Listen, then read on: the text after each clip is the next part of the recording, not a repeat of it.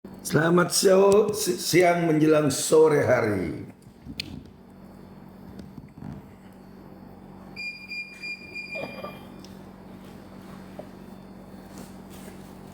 Selamat Idul Adha untuk saudara-saudara yang Muslim dan silakan menikmati hari libur di kesempatan siang hari ini. Walaupun yang lain libur, tapi saya tetap masuk di kantor.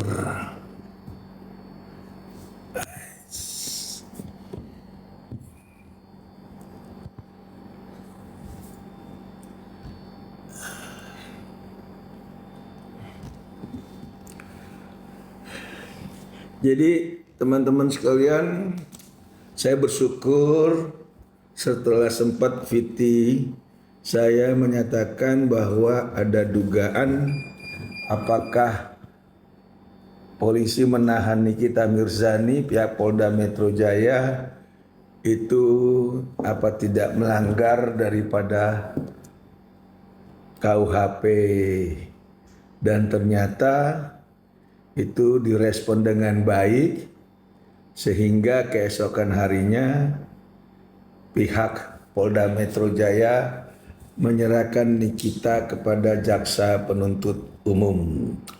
Luar biasa. Dan pada saat itu saya bertanya terkait pasal 24 Kitab Undang-Undang Hukum Acara Pidana. Ya, selamat siang juga. Jadi selamat siang semua. Terima kasih sudah mau minimal gabung, minimal say hello, minimal ngintip juga nggak apa-apa, kepoin.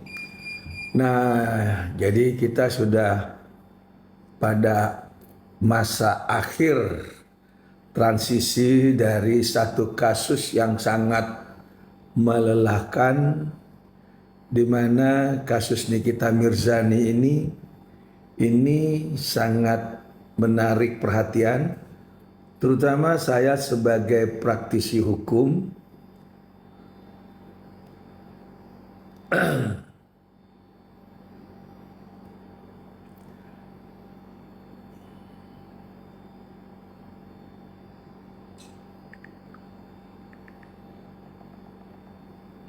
Jadi saya sebagai praktisi hukum melihatnya ini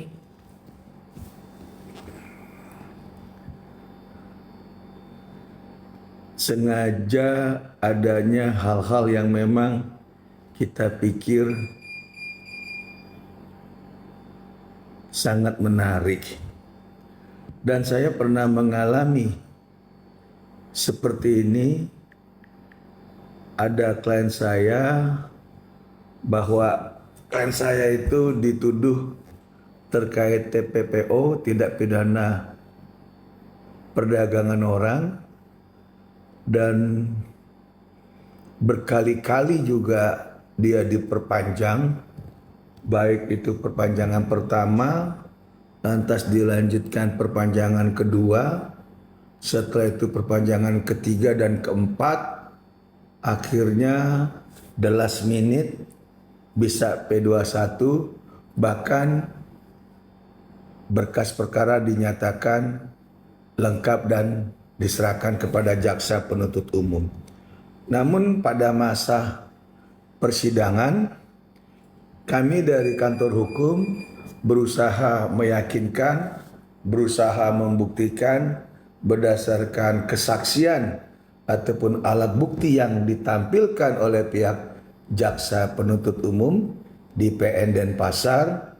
Kita bisa bantah itu semua, dan ternyata hasil daripada persidangan, hasil daripada para saksi yang diperiksa, tidak ada satupun yang berhubungan dengan dakwaan terkait masalah TPPO. Dan yang lebih mencengangkan dan membuktikan bahwa pihak penuntut umum itu tidak yakin atau tidak mampu atau tidak berkesinambungan antara bukti saksi dengan dakwaan, mereka hanya menuntut 1 tahun. Sementara kita tahu TPPO, tindak pidana perdagangan orang, itu lumayan tinggi ancaman hukumannya. Nah, kaitannya dengan Nikita Mirzani yang sudah ditetapkan sebagai tersangka, perpanjangan berkali-kali, bahkan tiba-tiba P21 dan sudah tahap lengkap dan penyerahan tahap kedua, bahkan hari ini sudah masuk ke LP Pondok Bambu, Jakarta Timur. Saya kok punya keyakinan bahwa Nikita akan lepas dari jeratan hukum dan Nikita Mirzani akan terbebaskan. Karena kenapa? Kalau kita ikutin perkembangan dari awal, carut marut, positif negatif, katanya pro dan kontra, itu kan ada 2 alat bukti yang menaikkan status tersangkanya Nikita. Terutama yang menarik adalah terkait masalah masalah barang bukti rekaman. Nah, kita tahu sendiri rekaman itu harus diperoleh secara aturan hukum, bukan bertentangan dengan aturan hukum. Dan rekaman itu untuk dibuktikan kevalitannya itu harus ada dimajukan ke lab krim, ke laboratorium. Nah, rekaman ini betul-betul yang akan menjadi topik perdebatan yang panas antara pihak jaksa, saksi dari pihak kejaksaan dengan pihak pengacaranya Nikita Mirzani. Apalagi hari ini pasalnya itu sudah berubah, di mana kita tahu awalan itu kan, sebentar ya.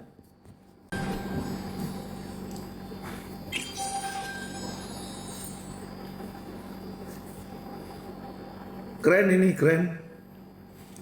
Bisa ditonton. Karena ini persidangan akan terbuka untuk umum. Ya mudah-mudahan persidangan nanti nggak seperti ada persidangan tetangga sebelah, akhirnya bisa naik ke meja betah hakim. Jangan ya. Kita tertib, hormati pengadilan, hormati para hakim, hormati para jaksa, dan kita sama-sama sepakat jaga marwah pengadilan dengan baik. Jangan membuat kegaduhan, jangan kotori sidang daripada Nikita Mirzani, agar hak-haknya Nikita untuk memperoleh kebenaran, mendapatkan keadilan itu bisa terwujud. Itu yang kita harapkan. Memang yang kita dengar katanya ada perubahan pasal. Kalau perubahan pasal itu memang tergantung tafsir daripada pihak jaksa. Itu lumrah, itu biasa.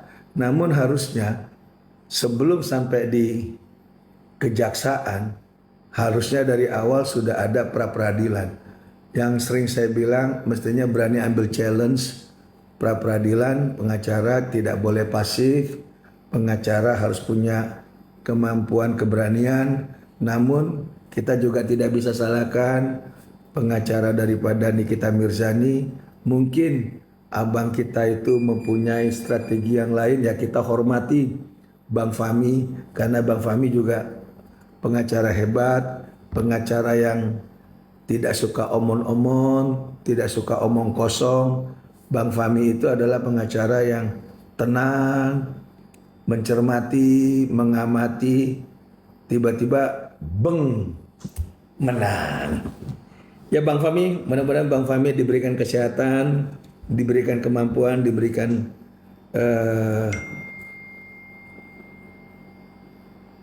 ketabahan dan bisa betul-betul membantu daripada kasus Nikita Mirzani. Karena ini betul-betul sangat menyita perhatian, apalagi dari cara perpanjangan masa penahanan itu sangat luar biasa. Biasanya kasus-kasus korupsi yang agak sulit. Ini kasus hanya nilai 4M dan pasalnya pun pasal umum, pasal biasa, yaitu pemerasan, pencemaran, dan juga TPPU, tindak pidana pencucian uang. Ya kita lihat dan kita kawal.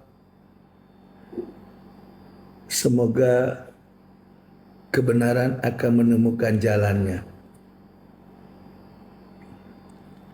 Karena bukan apa-apa. Ini supremasi hukum yang dipertaruhkan antara advokat, jaksa, dan pihak pengadilan. Pihak kepolisian sudah selesai. Mereka tidak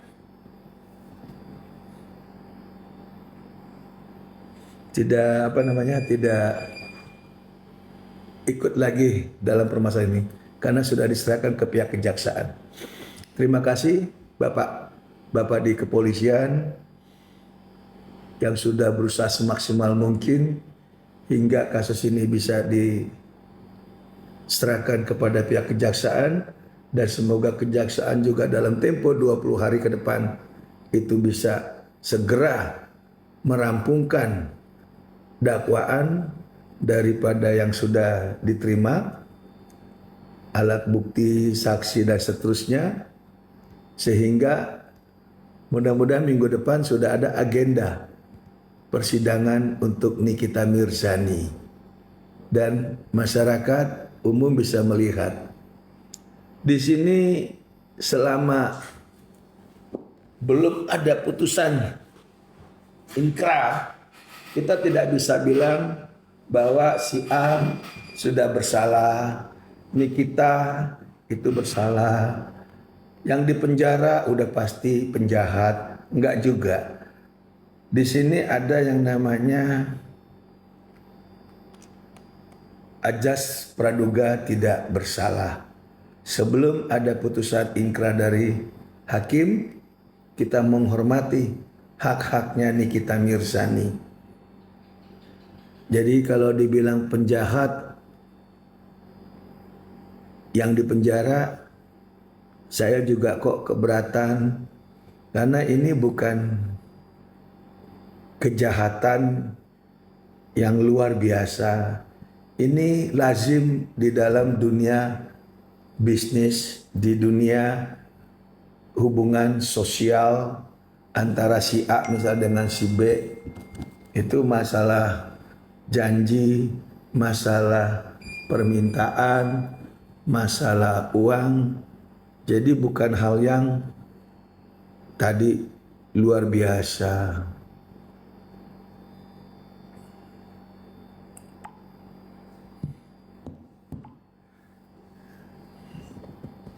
Jadi sekali lagi kalau ada tadi mengatakan yang penjahat itu yang dipenjara, saya juga keberatan. Karena belum ada putusan yang menyatakan Nikita Mirzani bersalah. Nikita baru disangka. Setelah the last minute bisa P21.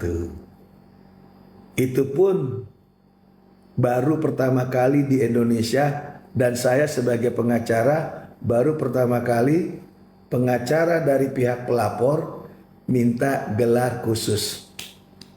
Tepuk jidat.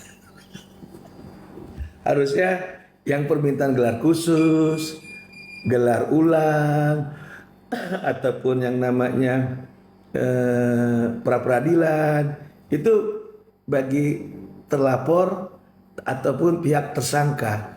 Tapi ini baru sekali ini ada pengacara dari pihak pelapor minta gelar khusus.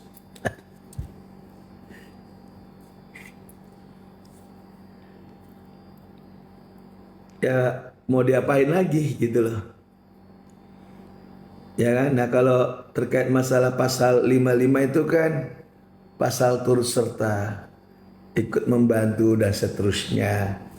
Tapi pokok masalah kita akan uji yang disangkakan awal, pemerasan, juga pencemaran nama baik atau pengancaman dan TPPU.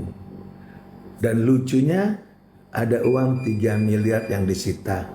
Nah uang ini dalam rangka apa? Kok bisa ada uang di pihak kepolisian jadi alat bukti? Apakah uang ini tadinya untuk RJ, restoratif justice, atau uang ini uang apa? Kalau memang sudah masuk ke pengadilan, sudah disidang, ya uang ini harusnya kembali lagi. Uangnya Nikita Mirzani. Jangan nanti uang ini disita negara. Bahaya itu.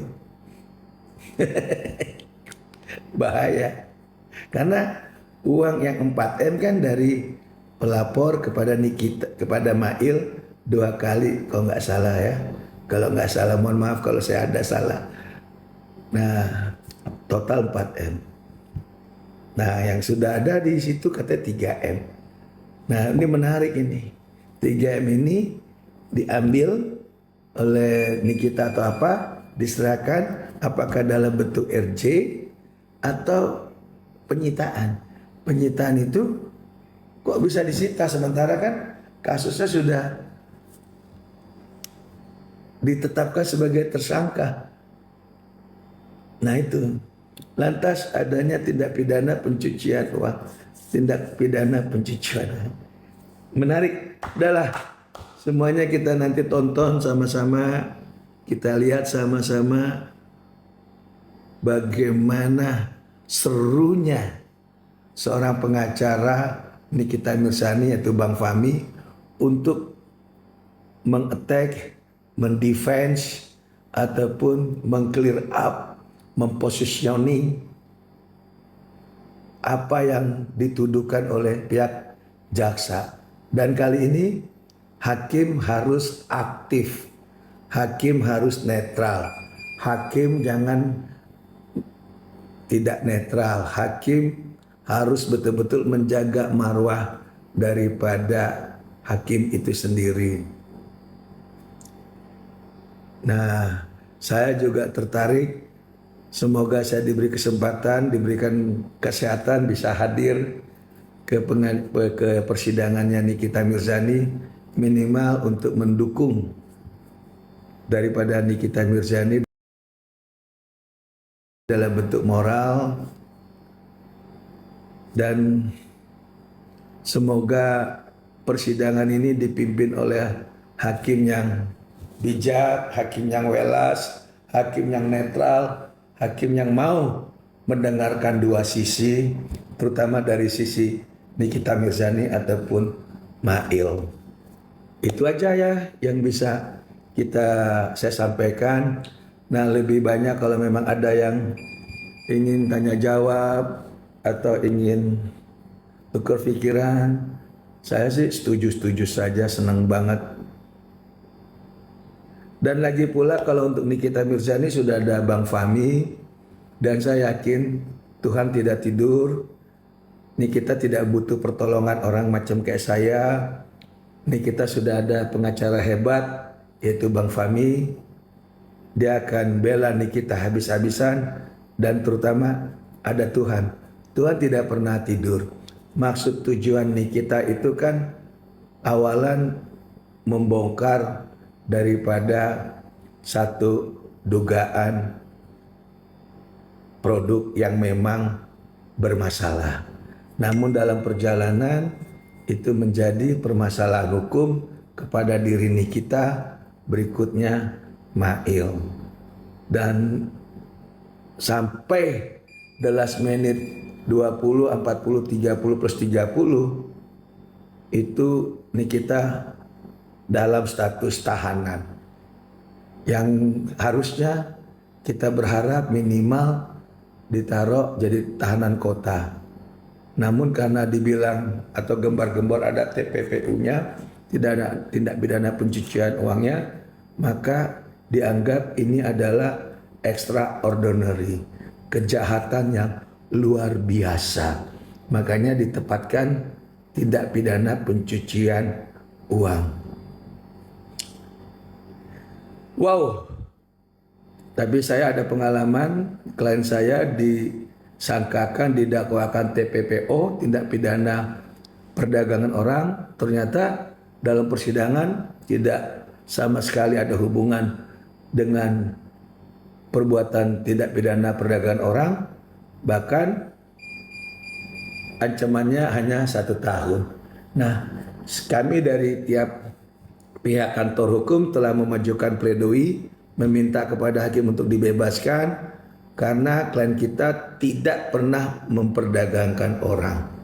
Syarat-syarat daripada TPPO kan tindak pidana perdagangan orang itu jenisnya ada, termasuk tindak pidana pencucian uang itu definisinya ada.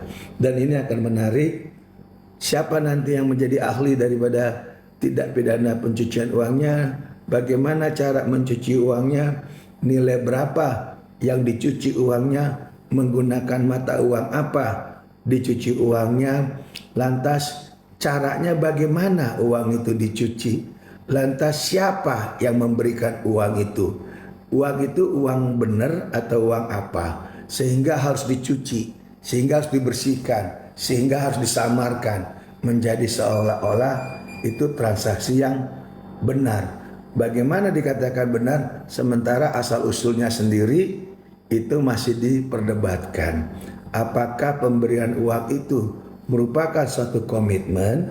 Apakah pemberian uang itu merupakan suatu permintaan atas persetujuan sehingga adanya perikatan dan adanya juga persamaan keinginan atau hal-hal apa? Nah, ini sangat dikupas, sangat-sangat luar biasa. Luar biasa ini. Nah, oleh sebab itu kalau nanti dalam perjalanannya Bang Fahmi CS dengan teman-teman rekan sejawat bisa membuktikan, saya yakin kalau saya pandang dari segi hukum, Nikita Mirzani akan terbebaskan. Istilahnya ada perbuatan tapi bukan terkait pidana, yaitu onslah. Saya yakin itu. Nah, kita tinggal nanti lihat aja bagaimana prosesnya. Mudah-mudahan minggu depan lah sudah bisa itu agendanya, kita dengar kapan persidangannya gitu loh.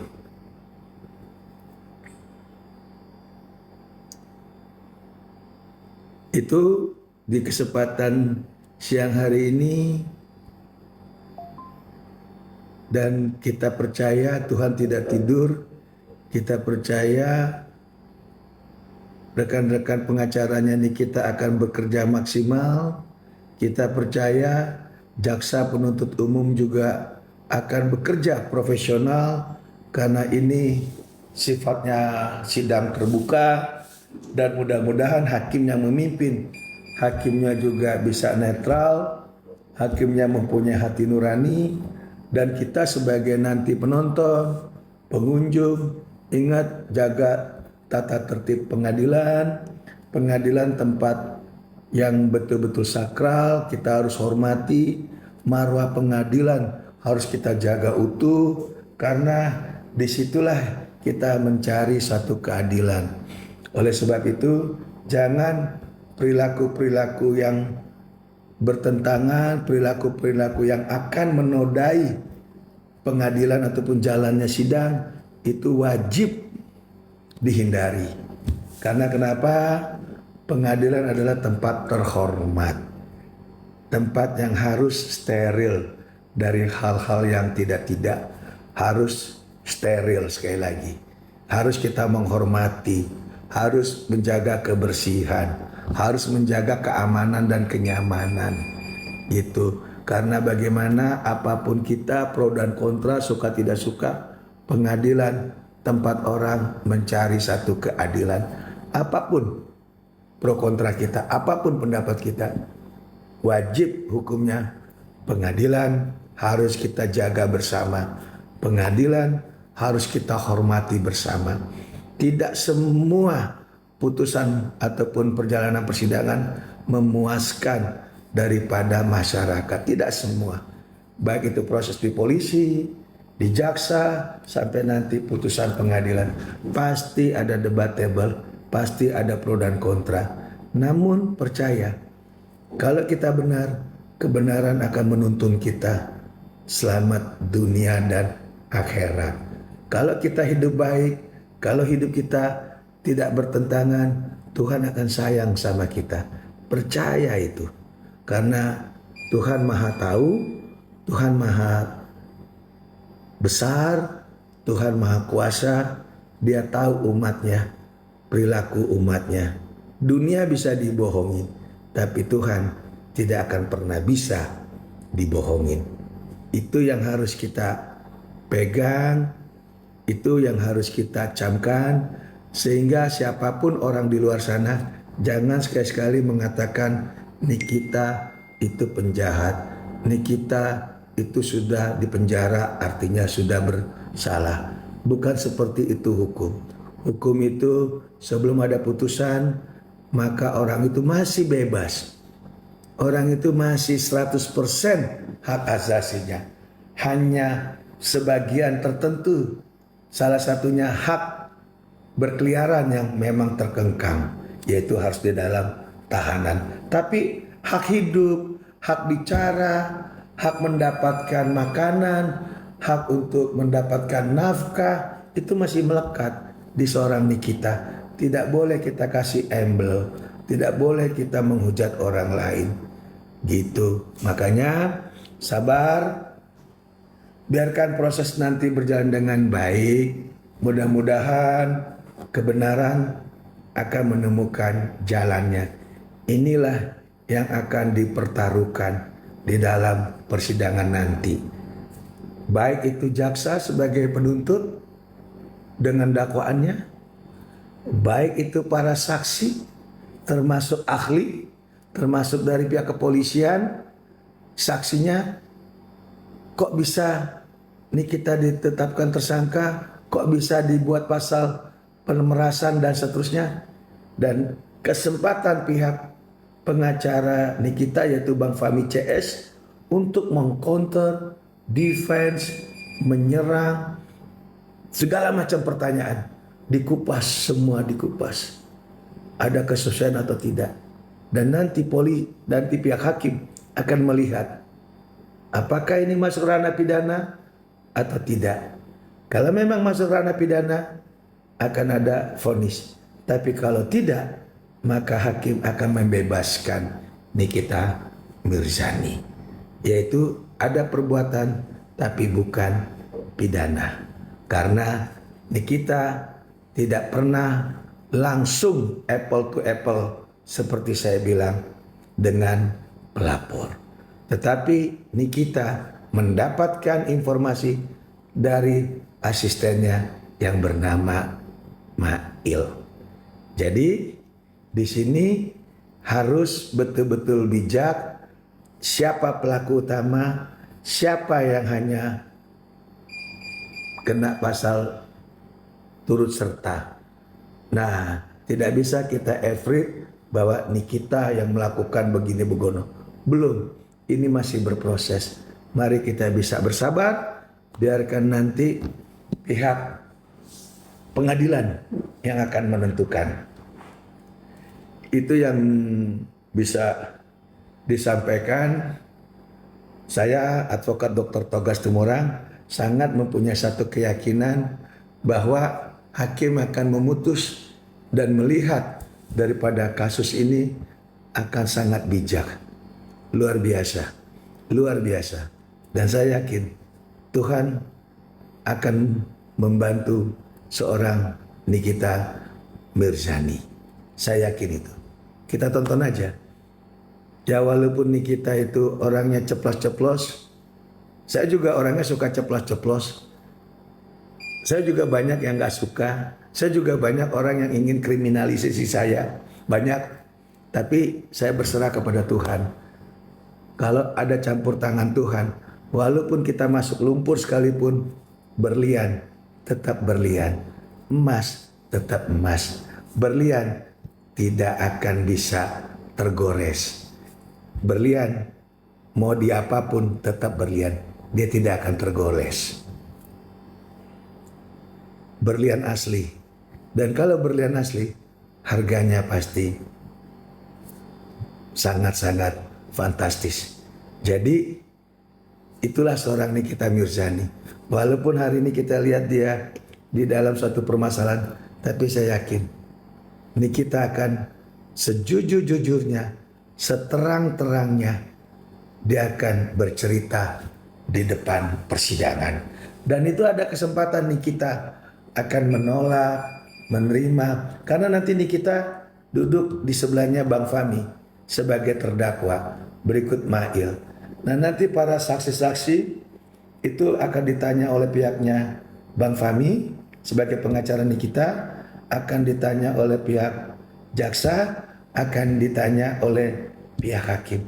Dan hakim akan bertanya kepada Nikita, saksi si A benar atau tidak, saksi si B benar atau tidak. Kalau tidak benar, di mana tidak benarnya. Kalau salah, di mana salahnya. Ini akan menarik sekali. Akan menarik sekali.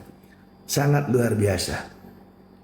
Nah, jadi kita lihat nanti apakah mampu seorang pelapor duduk di dalam persidangan, dia akan bercerita terkait dugaan apa yang dialami, sehingga dia menuduh, dia mentersangkakan Nikita adanya dibilang perampasan, pemerasan dan seterusnya.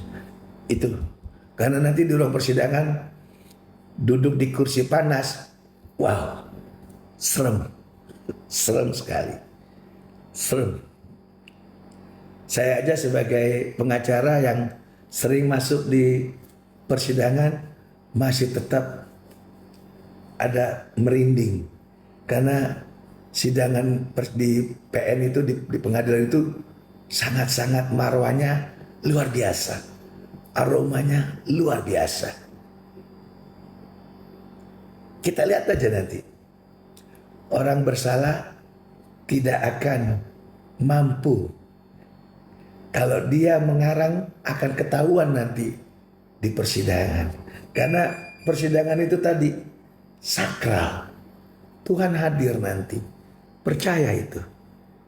Percaya. Nah ini seru nanti nih. Siapa-siapa orangnya luar biasa ini. Yang kita harapkan hakimnya baik, hakimnya netral, ada 3 hakim. Mudah-mudahan ketiga-tiganya ini bisa profesional, bisa netral, bisa punya hati. Wow, luar biasa. Jaksanya juga mudah-mudahan dengan adanya katanya perubahan pasal, itu disesuaikan atas laporan awal sampai ke arah dakwaan. Itu menurut jaksa pasal-pasal berapa, itu haknya jaksa. Dan nanti keberatan dari pihak pengacara akan disampaikan di depan persidangan. Karena dia kan mendapatkan panggilan atas dugaan pasal berapa pelanggaran untuk Nikita Mirzaninya. Itu bisa nanti disampaikan dalam persidangan. Nah, mudah-mudahan ini kita lihat, kita tonton mampu nggak pelapor ini. Karena pelapor itu tidak akan didampingi sama pengacara. Pengacaranya sudah selesai karena sudah P21, sudah disidangkan nanti. Pengacara udah nggak bisa lagi koar-koar, nggak bisa lagi cawe-cawe, apalagi minta gelar khusus. Ini baru sekali ini saya dengar ada pengacara minta gelar khusus, padahal sudah menyangkakan orang, sudah mau P21. Wow, luar biasa. Kita tunggu ya semuanya, karena ini menarik. Nanti kita dengar bagaimana pelapor dalam berkata-kata, bercerita, asal usul uangnya, uang dari mana, diambil di bank mana. Semuanya akan terkuak nanti. Saya kalau nggak salah pernah nonton ya VT-nya Bang Fahmi. Bang Fahmi bilang akan mengungkap, akan membongkar. Membongkar artinya bukan membongkar kayak bangunan. Bang Fahmi kan bukan kontraktor. Bang Fahmi itu kan adalah seorang advokat. Jadi dia akan mengkonstruksikan supaya pihak lawan atau pihak pelapor terkecoh nanti dalam persidangan. Ini luar biasa. Sangat luar biasa.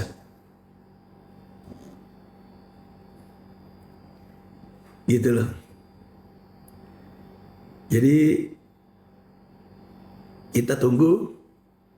Tapi sekali lagi jangan dihujat, mentang-mentang tersangka, mentang-mentang ditahan, itu sudah dianggap jahat, dianggap bersalah, belum, masih berproses, masih punya kesempatan nih kita bercerita A sampai Z, dan juga nanti kita dengar bagaimana pelapor bisa berhubungan, apakah berhubungan langsung dengan Mail, dengan Nikita, atau melalui orang lain.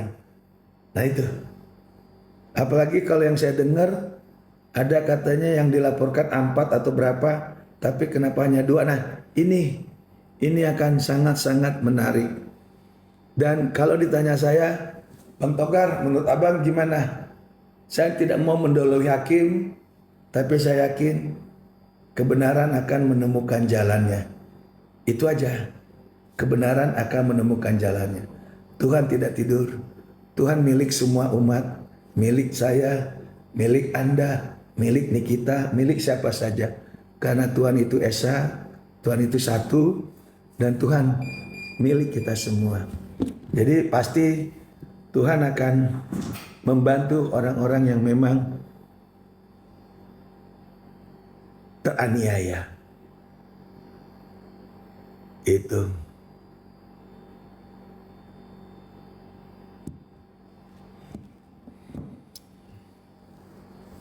Ada yang mau bertanya?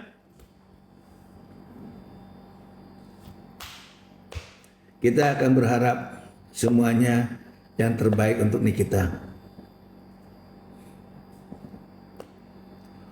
Oke. Kalau memang tidak, saya akhiri live saya dengan tidak mengurangi rasa hormat, dan saya juga minta maaf kalau ada bahasa saya kurang pas atau menyinggung orang. Saya tidak ada maksud bagaimana. Saya manusia biasa, tempatnya bersalah. Saya mohon maaf.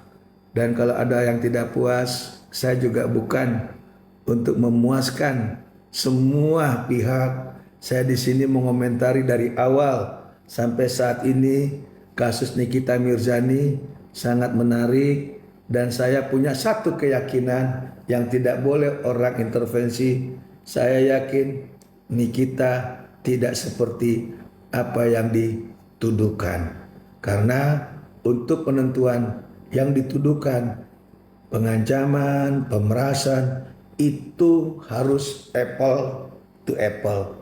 Kalau pengancaman, pemerasan harus ada kata-kata kasar, harus ada kata-kata yang wow, yang menggunakan cara-cara kekerasan secara verbal. Nah itu, jadi saya punya keyakinan, apalagi kalau dihubungkan dengan tindak pidana pencucian uang, mungkin ini sampai agak terlalu jauh, karena TPPU itu tidak pidana pencucian uang itu termasuk kategori extraordinary crime, kejahatan luar biasa, kejahatan yang sering dilakukan oleh orang-orang pintar, orang-orang cerdas, terutama dari pejabat ataupun bos-bos besar. Tapi kalau Nikita bukan siapa-siapa. Nikita hanya seorang ibu dari anak-anaknya. Nikita adalah seorang single parents, seorang wanita yang bisnis, yang bekerja, yang aktif di dunia keartisannya. Nikita bukan orang siapa-siapa. Nikita bukan pejabat hebat. Nikita bukan penguasa. Nikita bukan menteri. Dia hanya seorang ibu rumah tangga, single parents. Ini menarik. Ini menarik. Sehingga begitu mengurasnya orang-orang untuk melihat kasus Nikita Mirzani. Luar biasa, sangat luar biasa. Makanya kenapa saya tertarik dari awal untuk mengawal, memberikan komentar-komentar sesuai dengan keilmuan saya. Karena saya lihat sosok Nikita. Sosok Nikita itu sosok wanita Indonesia yang memang betul-betul seorang wanita Indonesia. Kerja keras, mandiri, bertanggung jawab, mempunyai harga diri tinggi, dan juga mencintai keluarganya. Walaupun apapun resikonya untuk keluarganya, dia betul-betul berjuang. Itu yang saya lihat dari sosok Nikita Mirzani. Jadi terlepas apakah dia artis atau apa, saya lihat dia hanya manusia biasa, manusia yang punya hati, manusia yang ingin membahagiakan teman-temannya, ingin membahagiakan keluarganya, anaknya, saudara-saudaranya. Itu aja. Tapi entah bagaimana, ada yang pro dan ada yang kontra. Sehingga niat baik, tujuan baik, akhirnya bisa menjadi satu permasalahan hukum. Dan saya empati dari awal. Saya pernah ikutin kasus baik itu dengan Dito, dengan ini, dan itu sesungguhnya kita bisa lihat sosok Nikita, sosok wanita yang penyabar, yang memang tahan banting, yang memang bisa bertahan di dalam kehidupan dia. Dan yang luar biasa lagi, dia bisa punya properti, bisa punya bisnis mie ayam, punya bisnis skincare dan seterusnya. Itu sangat luar biasa. Dan semoga kebenaran akan menemukan jalannya.